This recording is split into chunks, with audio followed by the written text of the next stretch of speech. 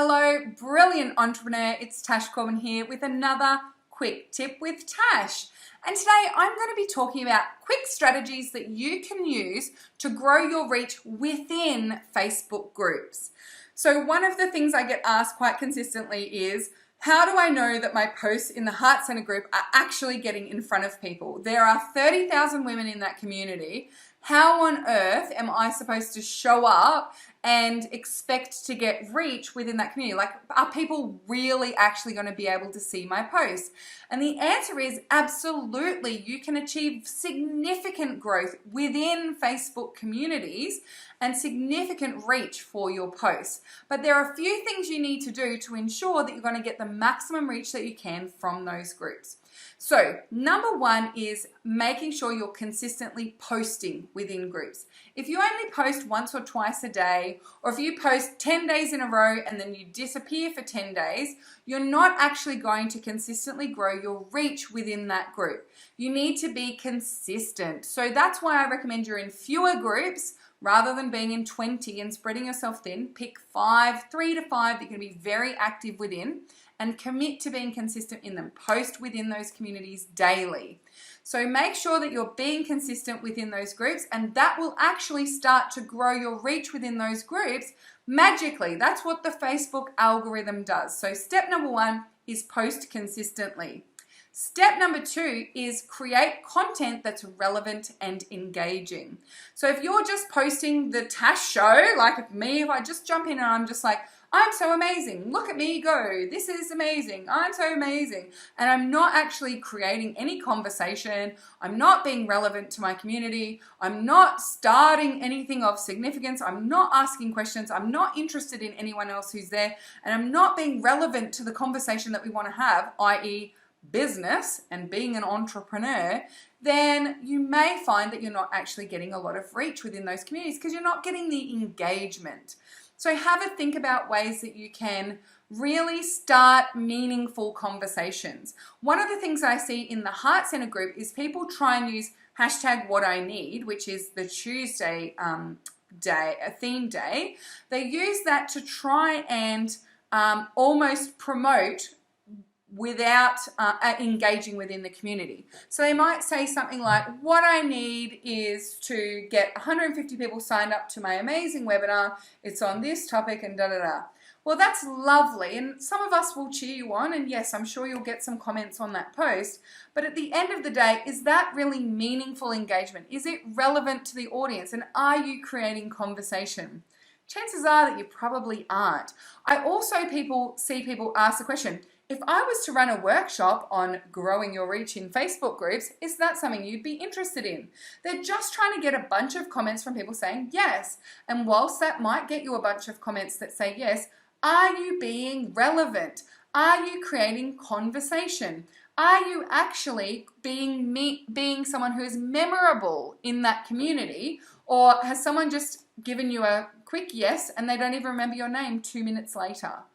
Create meaningful conversation that's relevant to your audience within those Facebook communities.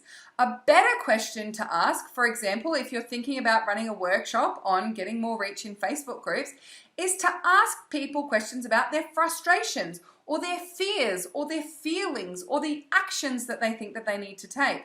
Those kinds of questions actually get way more engagement, meaningful engagement, and way more reach. So for example, you could ask the question, what's your number one frustration when it comes to getting reach in Facebook communities?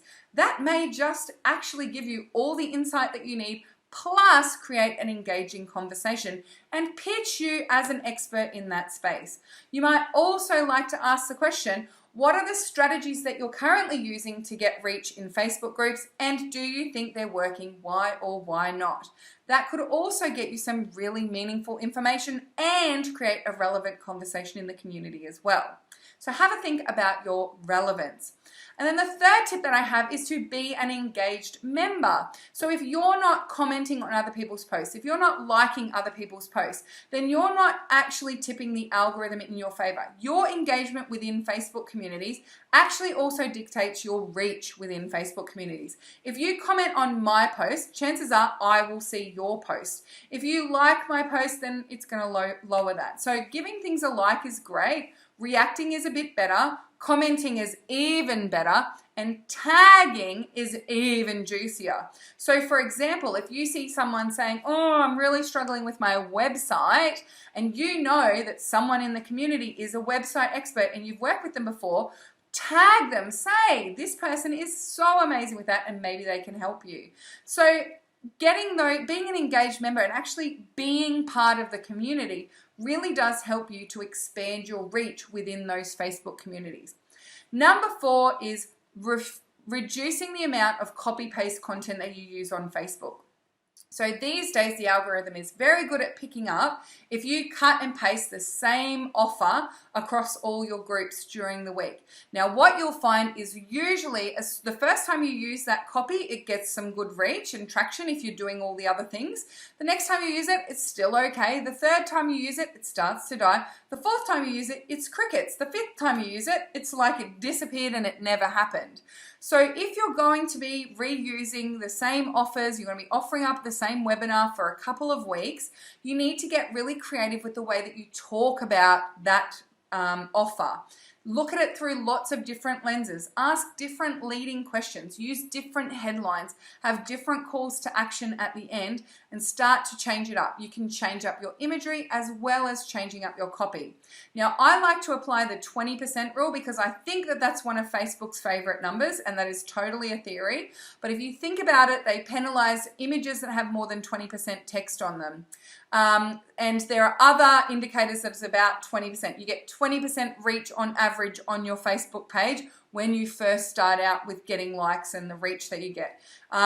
They look for 20% slowdown rate on ads when they're looking at relevance scores. So there's a few things where it's 20%. So I'm thinking they're big fans of the Pareto principle. So change up 20% of your copy on each post as you share it over and over again. And change up your images as well. And that could be that you take a bunch of different selfies, or you have words on it, sometimes no words on it another time. Just change things up a little bit so that you're not being a Facebook spammer who's putting the same stuff up in multiple locations over and over again. So they're my top tips for you to grow your reach within Facebook communities. I've got lots and lots more, but I want to keep this to a quick tip under 8 minutes, and I've got 20 seconds left. So until next time, I cannot wait to see you shine. Thank you so much for being part of the Lady Posse, and I look forward to sharing another quick tip with you again soon. Bye for now.